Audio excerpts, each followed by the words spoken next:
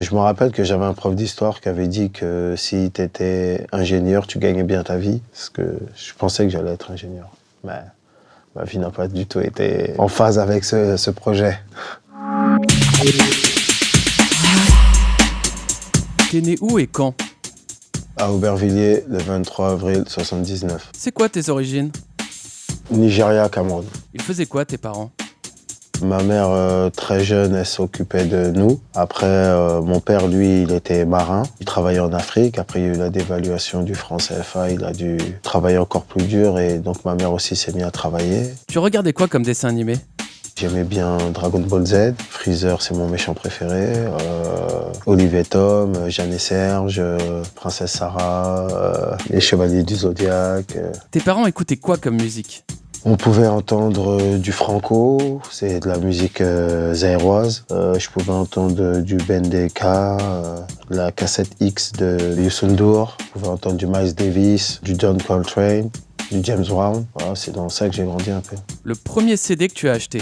Le premier CD, je l'ai pas acheté, on me l'a donné. C'était un grand de chez moi qui m'avait amené des vinyles qu'il n'avait pas le droit de garder chez lui. Et c'était des premiers vinyles de rap et tout. Il y avait une cassette de Rap Attitude et un vinyle de Redman ou de, je sais plus, un artiste, soit EPMD, un truc comme ça. Ça m'a bouleversé parce que c'est ce qui m'a fait écouter du rap très tôt. C'est devenu ma culture, quoi. Petit, t'allais souvent au cinéma?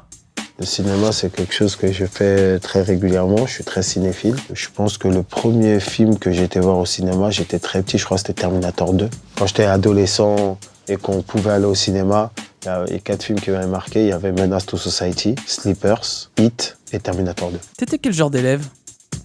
Turbulent mais intelligent. T'as fait quoi le soir de tes 18 ans? C'est trop sombre pour raconter. Comment t'as commencé le rap?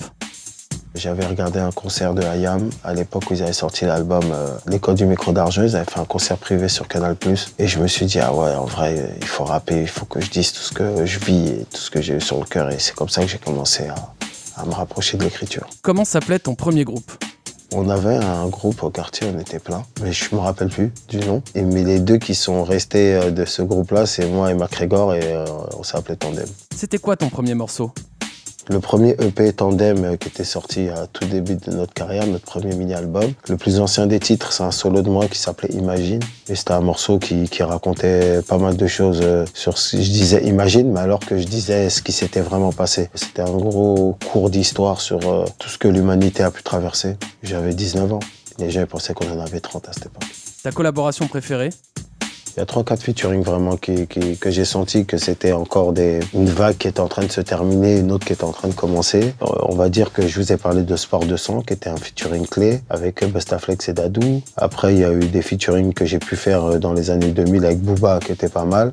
Le featuring que j'ai fait avec Niro et Joke, Scorpion. Je leur avais dit à l'époque que ce son-là allait être un son qui allait marquer une époque. Le 93, ça signifie quoi pour toi? Le 9-3, c'est la bannière que j'ai toujours défendue. Venir du 9-3 de moi, à mon époque, ça voulait dire vraiment quelque chose de très profond. C'est la détermination, c'est la volonté de quelqu'un qui refuse de se laisser abattre. Mais c'est ce qui m'a construit, c'est ce qui m'a fait, c'est ce qui a fait ce que je suis devenu et d'être encore là aujourd'hui.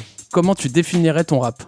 C'est du rap de vie, c'est des tranches de vie. C'est toujours ce que j'ai pu ressentir à un instant T. C'est quoi ta plus grande fierté?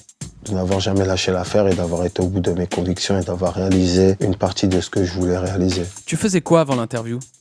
Je dormais, je suis réveillé en sursaut. Oh merde, il y a l'interview à Combini, putain de merde. J'ai Pauline qui m'a envoyé un message. Tu te rappelles? Ah oui, merde, j'ai oublié. Je me suis douché en 2 secondes. J'ai appelé mon pote Laser, j'ai dit allez, viens, on va faire l'interview. C'est quoi le futur de Mac Tayer? Plein de choses, hein. Vu que je fais plein de choses, je pense que je vais redonner de plus en plus de musique. Je vais développer toujours mes marques de vêtements et j'ai des nouveaux artistes aussi qui sont en train d'arriver très prochainement.